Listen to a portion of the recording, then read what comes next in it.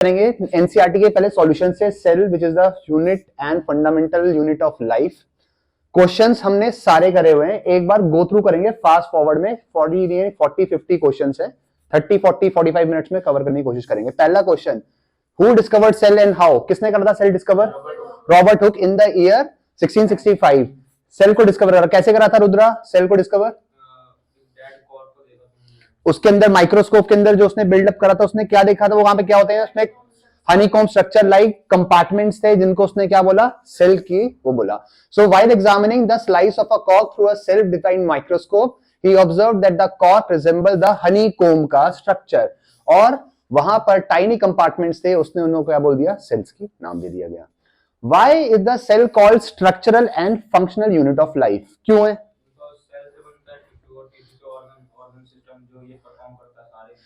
दो चीजें पूछी गई हैं, स्ट्रक्चरल एंड फंक्शनल। पहला बताना है स्ट्रक्चर, हमारी बॉडी किससे बनी हुई है? हमारी बॉडी जो सिंपलेस्ट सबसे छोटी जो चीज से बनी हुई है वो बनी हुई है सेल से। सेल्स जो बिल्कुल रुद्र ने बताया, सेल से क्या मिलता है? टिश्यूज, टिश्यू से ऑर्गन, ऑर्गन से सिस्टम से ऑर्गेनिज्म की फॉर्मेशन हो जाती है। तो ये तो हो गया स्ट्रक्चर। फंक्शन कैसे होगा?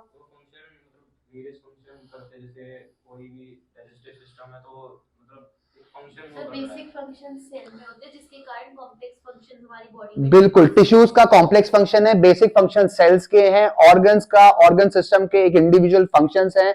जैसे कि हमारे लंग्स का एक स्पेसिफिक फंक्शन है ना, ऑर्गन्स है। तो हर किसी पर्टिकुलर लेवल पे कॉम्प्लेक्सिटी ऑफ फंक्शंस हमारी इंक्रीज होती रहती है, इसीलिए cell is called as structural and functional unit of life.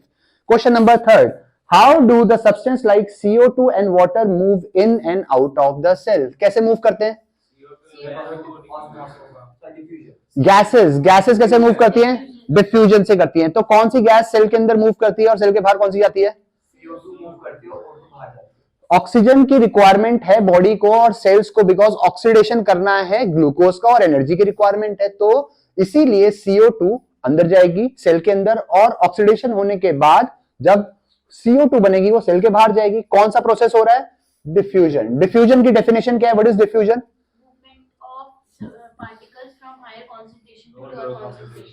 Movement of particles / solute from the region of higher concentration to the region of lower concentration is known as diffusion.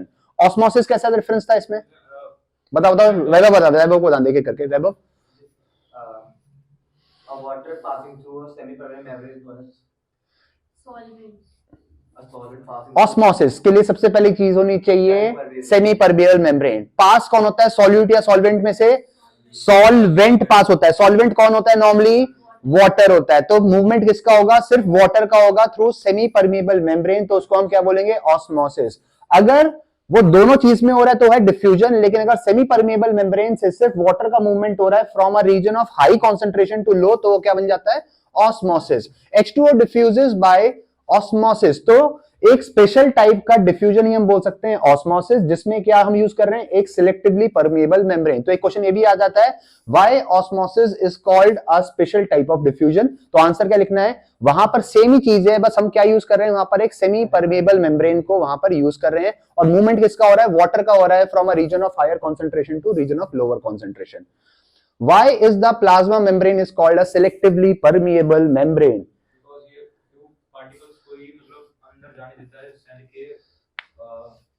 सिर्फ selectively कुछ selected particles को ही cell के अंदर move कराता है, बाकी particles को ये मूव करने से रोक देता है। तो इसलिए क्या होता है? सिलेक्टिवली, यानी सिर्फ सिलेक्टिवली लोगों को, सिलेक्टिव पार्टिकल्स को क्या करा रहा है? पास करा रहा है। इसलिए क्या बोलते हैं इसको? Selectively permeable membrane.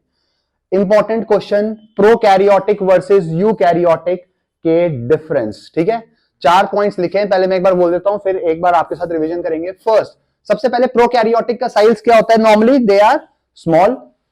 कितनी रेंज में है उसका? 1 से लेकर 10 माइक्रोमीटर। इधर क्या लिखेंगे? Eukaryotic is large. बिल्कुल सही। Nuclear region is poorly defined. उनका न्यूक्लियस पुअरली डिफाइन होता है, यानी हम प्रॉपर न्यूक्लियस को बता नहीं सकते कि प्रोकैरियोट में न्यूक्लियस है या नहीं। इधर nuclear region is well defined and surrounded by a nuclear membrane. Single chromosome, more than 1 chromosomes. Membrane bound organelles are absent, membrane bound organelles are present. Clear है? तो अगर 4 क्रिस्प पॉइंट अगर हमको बोलने होंगे तो क्या बोलेंगे फास्ट फॉरवर्ड में? सबसे पहले साइज, तो प्रोकैरियोटिक का साइज इज स्मॉल, यूकैरियोटिक का size is Raj. Second, the nuclear region is poorly defined, absence of nuclear membrane, और उसको क्या बोला जाता है, न्यूक्लियोइड बोला जाता है प्रोकैरियोटिक सेल्स में। यूकैरियोटिक में क्या बोला जाता है, well defined nucleus with a nuclear membrane. Single chromosome, more than one chromosomes, membrane bound cell organelles absent होती हैं, membrane bound cell organelles are present. तो ये है हमारे 4 major difference between prokaryotic and eukaryotic. तो ये क्लियर है, ये 4 एटलीस्ट पॉइंट्स आपको याद करके रखने हैं। Next point question, how can you name the 2 organelles which have their own genetic materials. आपको पता है mitochondria and plastic are the 2 organelles which have their own genetic material. If the organization of a cell is destroyed due to some physical or chemical influence, what will happen? Lysosome will burst. Okay. And it, क्या करते हैं lysosomes? Cell, अगर हमारे cell में ही disruptions हो गई हैं, कुछ डैमेज हो गया, तो क्या करेगा लाइसोसोम, उस डैमेज सेल के ऊपर एक्ट करके उसको डिस्ट्रॉय कर देगा। So in an event of any damage to cell, अगर सेल डैमेज हो रहा है, रिवाइवल ऑफ सेल पॉसिबल नहीं है कि सेल रिवाइव कर सके, तो लाइसोसोम बर्स्ट हो जाते हैं and enzymes digest such cells. This is why lysosomes को क्या बोला जाता है, they are called suicidal bags of the cell, because वो क्या कर देते हैं, सेल को पूरा ही डिस्टर्ब कर देते हैं जो कि डैमेज हो चुका होता है। अगला क्वेश्चन भी सेम है, so why are lysosomes called suicidal bags? इसका क्या आंसर देंगे, when the damage to cell is there and the revival is not possible, lysosomes can burst and they are known as suicidal bags. Foreign particles को भी क्या कर देते हैं, इसी तरीके से वो क्या कर देता है, damage. Next question, where are the protein synthesized inside the cell? कहां पर होता है प्रोटीन की सिंथेसिस? करते कहां पर है, राइबोसोम्स के सरफेस पर होता है। राइबोसोम्स कहां पर प्रेजेंट होते हैं, आरईआर के सरफेस पे होते हैं। तो protein synthesis takes place in ribosomes, therefore ribosomes को क्या बोला जाता है, ribosomes are known as protein factories. Ribosomes are known as protein factories because ribosomes are particles that are found attached to the rough endoplasmic reticulum. Clear है point? तो protein की synthesis कौन सी organelle कर रही है, हमारे राइबोसोम्स। राइबोसोम्स के surface पे क्या हो रहा है, प्रोटीन की सिंथेसिस। सबसे important question, differentiate between a plant cell and an animal cell. एक बार पढ़ो पहले सारे पॉइंट्स, फिर एक बार डिस्कस करेंगे, क्योंकि 1 2 3 4 5 6 हमको मिनिमम 5 पॉइंट्स के डिफरेंस आने चाहिए। ये मस्ट है कि प्लांट वर्सेस एनिमल में क्या क्या डिफरेंस होंगे। So first, cell wall plant cell में प्रेजेंट होती है, एनिमल सेल में प्लांट एब्सेंट होती है। Shape of the cell with distinct edges, shape is either rectangular होगी या फिर क्या होगी, स्क्वायर शेप, राउंड या फिर क्या होगी, irregular shape. Nucleus present, it is normally lies on the one side of the cell. normally कहां लाई करता है, it is lie on the one side of the cell. इधर भी क्या होगा, present होगा, but normally कहां लाई करेगा, it is in the center of the cell. lysosomes बहुत rarely होंगे, यहां पर lysosomes होंगे। plastids क्या करते हैं, plastids का काम क्या है, पिगमेंट है। वो कर क्या रहे हैं प्लास्टिड्स, एक टाइप का पिगमेंट जो कि क्या कर रहे हैं, क्लोरोप्लास्ट हैं, जो कि क्या कर रहे हैं, फूड मैन्युफैक्चरिंग का प्रोसेस कर रहे हैं, वो प्रेजेंट है, यहां पर एब्सेंट है। वैक्यूल्स, वैक्यूल्स कहां पर होंगे, प्लांट में सिंगल और अ फ्यू लार्ज वैक्यूल्स होंगे दैट आर सेंट्रली लोकेटेड। काम क्या होता है प्लांट सेल में वैक्यूल्स का,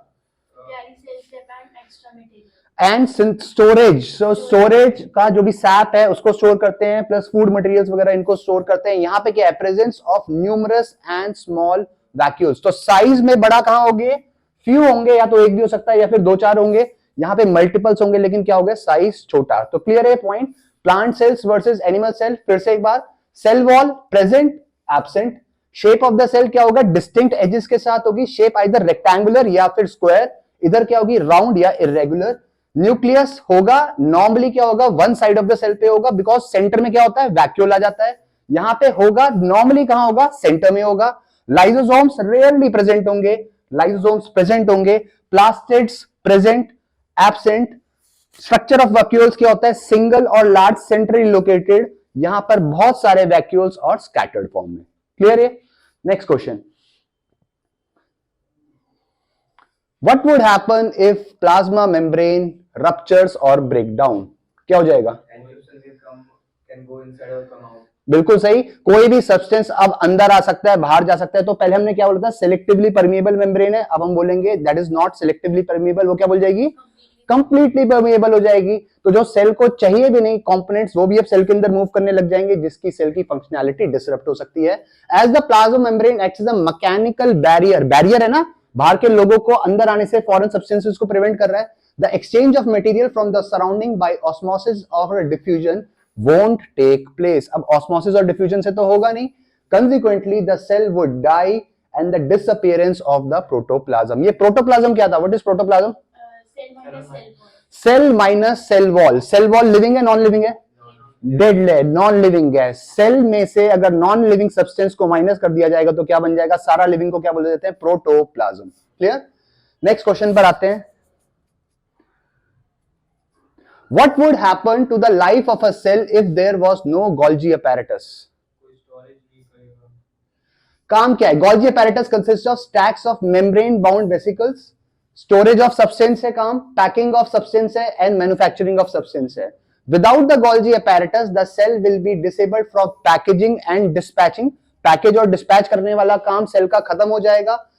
The Golgi apparatus is also involved in the formation of cells, and in the absence of Golgi apparatus, the cell will not be produced। ठीक है, तो ये लाइसोसोम्स में भी इफेक्ट पड़ेगा, बिल्कुल। तो ये सारे के सारे फंक्शनैलिटीज कहां पर हैं हमारी, अगर Golgi बॉडीज में इफेक्ट आता है तो। सबसे इंपॉर्टेंट क्वेश्चन, बहुत बार यूज करा हुआ, why the which organelle is known as power house of the cell and why? हाँ जी, कौन सी होती है power house of the cell? Mitochondria is known as power house of the cell. क्यों बोला जाता है? Because it is the energy currency of the cell, because mitochondria के अंदर किसकी फॉर्मेशन हो रही है? एटीपी। एटीपी की फुल फॉर्म क्या है? Adenosine triphosphate. It is known as energy currency of the cell. कहां पे यूज होता है? एटीपी क्या है? क्या जैसे बाजार से कुछ सामान लेने जाए तो पैसे देने पड़ते हैं ना, नोट्स, करेंसी। अगर आपको कोई सब्सटेंस को बॉडी में एक पार्ट से दूसरे पार्ट में मूव कराना है तो बिना एनर्जी की यूटिलाइजेशन तो होगा नहीं, तो इसलिए उसको एनर्जी यूज करनी पड़ेगी, तो एटीपी इसलिए रिक्वायर्ड होता है।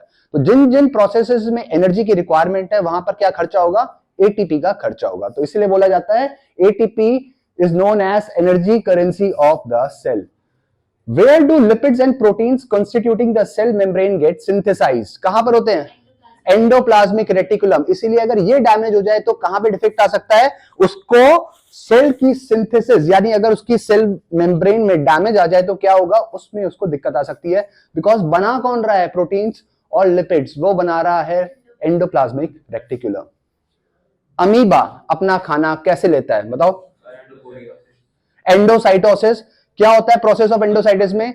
अमीबा अपनी एक शेप बनाता है। शेप को क्या बोला जाता है? उसकी शेप को सूडोपोडिया। सूडोपोडिया का क्या बोलते हैं? False feet. फॉल्स फीट से वो क्या करता है कि कंटिन्यूअसली अपनी शेप को चेंज करेगा और जहां पर भी उसको फूड मिलेगा उसके पास जाकर उसको ग्रैब्स कर लेगा। पहले ऐसा फीट्स बनाएगा, फॉल्स फीट, और इवेंचुअली क्या होगा? ये दोनों ग्रैब्स कर लेंगे। ठीक है, फिर उसके बाद जो भी एक्सक्रीटरी मटेरियल होगा वो क्या करेगा? अपनी बॉडी से उसको बाहर निकाल लेगा। ठीक है, तो process is known as endocytosis.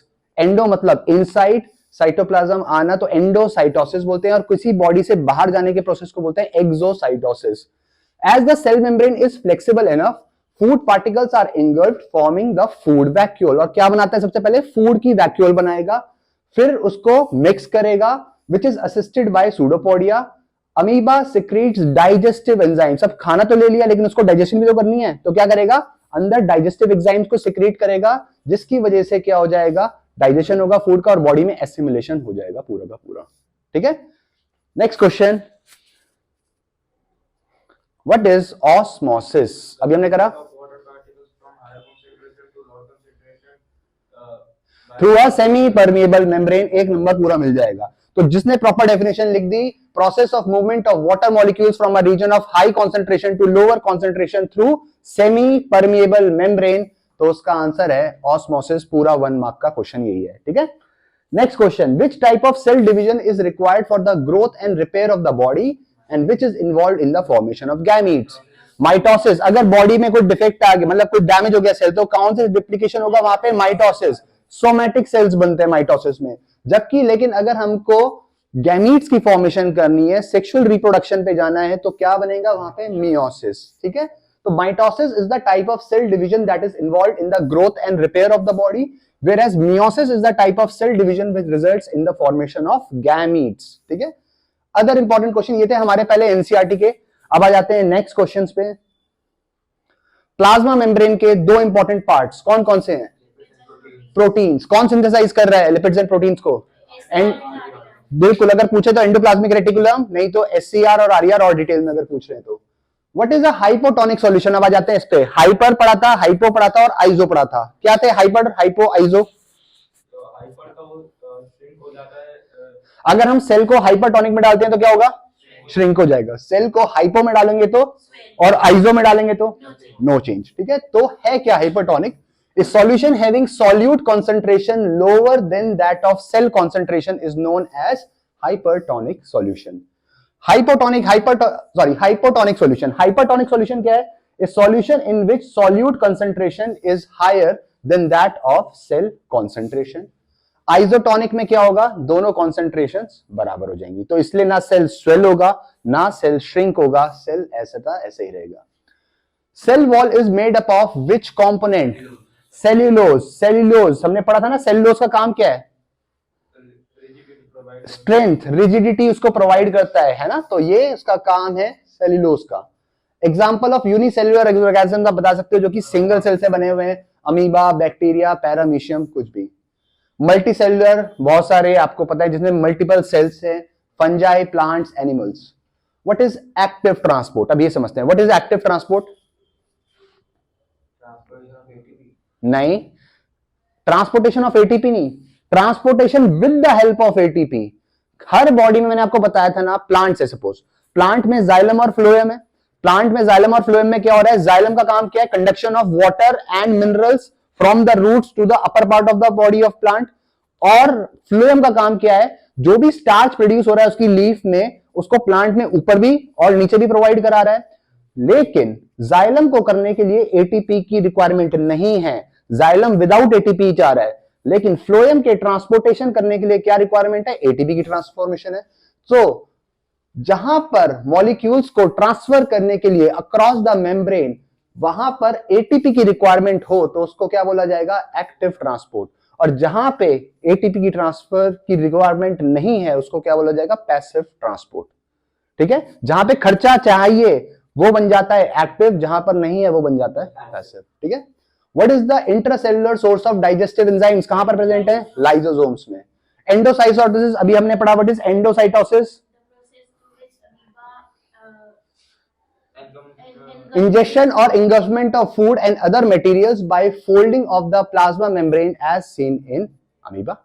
ठीक है, तो जैसे ही कि वो क्या बनाता है? सूडोपोडिया बना लेता है ना, सूडोपोडिया लेके क्या करता है? अंदर इंगल्फ कर लेता है फूड को, तो क्या बोलते हैं उसको? Endocytosis. Important question, where are genes located? सबसे पहले बाहर क्या है? कौन सी ऑर्गेनली है जहां पे जीन्स है? न्यूक्लियस। न्यूक्लियस के अंदर क्या प्रेजेंट होते हैं? क्रोमोसोम्स। न्यूक्लियस के अंदर प्रेजेंट है क्रोमोसोम्स। क्रोमोसोम्स के ऊपर क्या प्रेजेंट है? क्रोमोसोम्स के दो पार्ट कौन से हैं? क्रोमोसोम्स किससे बना है? क्रोमोसोम्स दो चीजों से बना हुआ है, डीएनए और प्रोटीन्स। डीएनए और प्रोटीन से बना हुआ है। डीएनए में क्या प्रेजेंट है? जीन्स।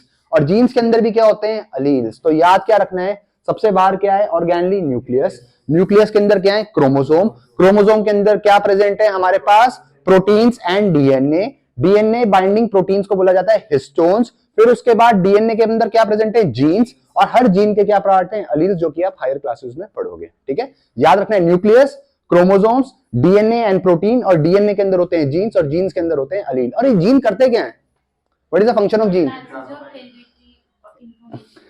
हमारे बालों का कलर क्या होगा नेक्स्ट जनरेशन में? हमारी स्किन का कलर क्या होगा? ये सारे क्या है? कैरेक्टर्स हैं। इन कैरेक्टर्स को कौन डिफाइन कर रहा है? जीन्स डिफाइन कर रहे हैं। जीन्स कोड करते हैं प्रोटीन, और प्रोटीन ये सारे फंक्शनैलिटीज को कवर करता है। ठीक है, तो जीन्स कैसे आते हैं? पेरेंट 1, पेरेंट 2 यानी मदर और फादर से दोनों का डीएनए अलग अलग आता है, मिक्स एंड मैच होता है और इंडिविजुअल का डीएनए बनता है। तो कुछ जीन्स आते हैं मदर से, कुछ जीन्स आते हैं फादर से। जो डोमिनेंट जीन्स होते हैं वो एक्सप्रेस होते हैं। इसीलिए आपने देखा होगा कि कुछ फीचर्स बच्चों के मदर से रिजेंबल होते हैं, कुछ फीचर्स फादर से रिजेंबल हो सकते हैं। हो सकता है हाइट हो सकता है कि फादर पे चली जाए, हो सकता है स्किन कलर मदर पे। तो ये सारे फीचर्स क्या होते हैं? कॉम्बिनेशंस होते हैं दोनों के। क्लियर है पॉइंट? तो इसको बोलते हैं genes. Next question, name the two structures found in the plant cells but not in animal cells. Cell wall and chloroplast. Chloroplast का काम क्या है? They are known as kitchen of the cell. क्या, क्यों किचन क्यों बोलते हैं? Chloroplast are known as kitchen of the cell because photosynthesis की हेल्प से उससे क्या बनता क्या है? प्रॉपर स्टार्च की फॉर्मेशन होती है जो कि स्टोर हो जाता है प्लांट्स में। ठीक है, फॉर्मूला पता है आपको क्या है फोटोसिंथेसिस का? वो तो आप बता रहे हो रेस्पिरेशन का। 6 क्या यूज होता है बनाने के लिए? 6 CO2 कार्बन डाइऑक्साइड रहती है ना, प्लस 6 और 6 H2O gives C6H12O6 plus 6O2 in the presence of light and chlorophyll. यही तो था, हमने पढ़ा था। तो ये क्या होता है? फोटोसिंथेसिस। तो फोटोसिंथेसिस में क्या बनेगा? प्रोडक्शन होगी किसकी? स्टार्च की। Which organelle is involved in the formation of lysosomes? Golgi apparatus, ये हमको पता है। What is the outermost layer found in the animal cell? Plasma membrane. What is the outermost layer found in the plant cells? Cell wall, because cell wall के अंदर क्या होगी? उनकी plasma membrane होगी। Which organelle is the storage of sac of solid and liquid vacuoles? Plant में vacuoles बड़े हैं और animal cells में क्या है? Vacuoles छोटे हैं but larger in number हैं। ठीक है। What is a microscope? Which organelle serves as a channel for transport of materials between cytoplasm and nucleus? Endoplasmic reticulum. Channel की तरह कौन बिहेव करा रहा है? Endoplasmic reticulum. माइक्रोस्कोप क्या काम करता है? देखा होगा ना लैब्स में, जूमिंग इन इफेक्ट करता है, क्रिएट करता है। तो microscope is an optical instrument with a lens or a combination of lens which help in the enlargement of very small क्या objects.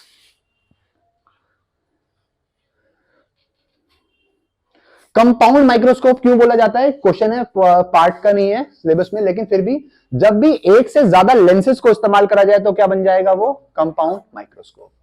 Which organelle is associated with ribosome formation? Nucleolus. अब ध्यान ये देखना, ribosome बनते कहां पर है? Nucleolus में।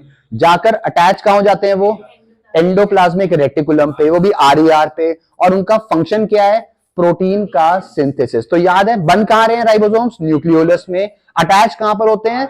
RER में। और फाइनली उनका फंक्शन क्या है बॉडी में? Protein synthesis. इसलिए उनको क्या बोलते हैं?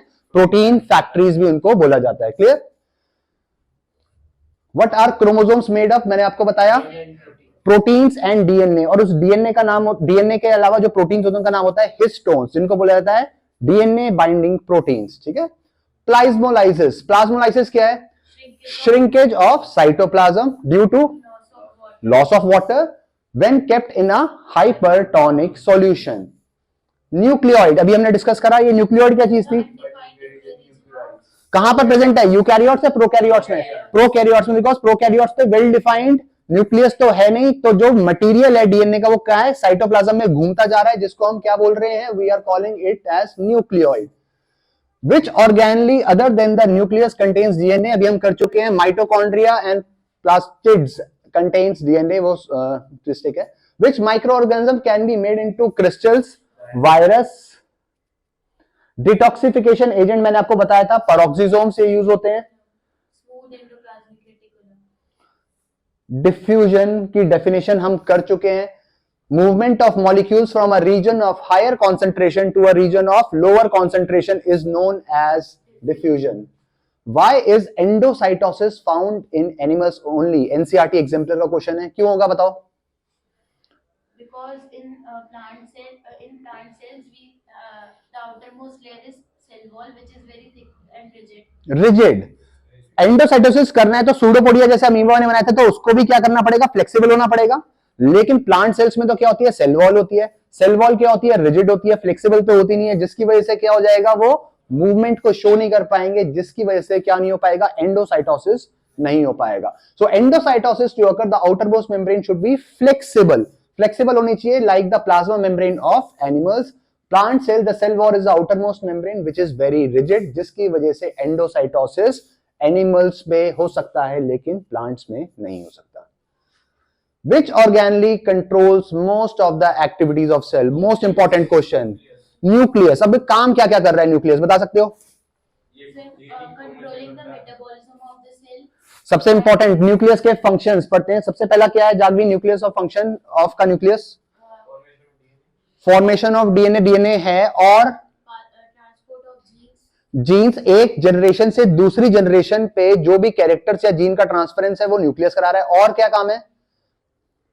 मेटाबॉलिज्म एक्टिविटी, जीन कोड करते किसको है, प्रोटीन बनाते हैं, जीन से बनता है प्रोटीन, प्रोटीन क्या कर रहे हैं, पूरे मेटाबॉलिज्म को रेगुलेट कर रहे हैं। तो सबसे इंपॉर्टेंट फंक्शन क्या है, जीन्स का प्रोटीन की सिंथेसिस, और सिंथेसिस के बाद क्या है, उनका मेटाबॉलिज्म में रोल।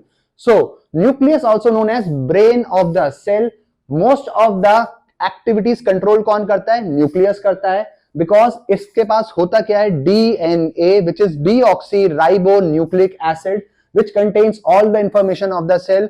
जीन से प्रोटीन की सिंथेसिस को करना, हेरिडिटरी इंफॉर्मेशन से एक जनरेशन से दूसरी जनरेशन को ट्रांसमिट करना, पूरी बॉडी की मेटाबॉलिज्म को कंट्रोल करना, क्या होता है, ये काम करता है न्यूक्लियस। इसलिए इसको क्या बोला जाता है, control centre of the cell. सारा का सारा cell, brain of the cell, ये सारा क्या है, न्यूक्लियस कंट्रोल कर रहा है।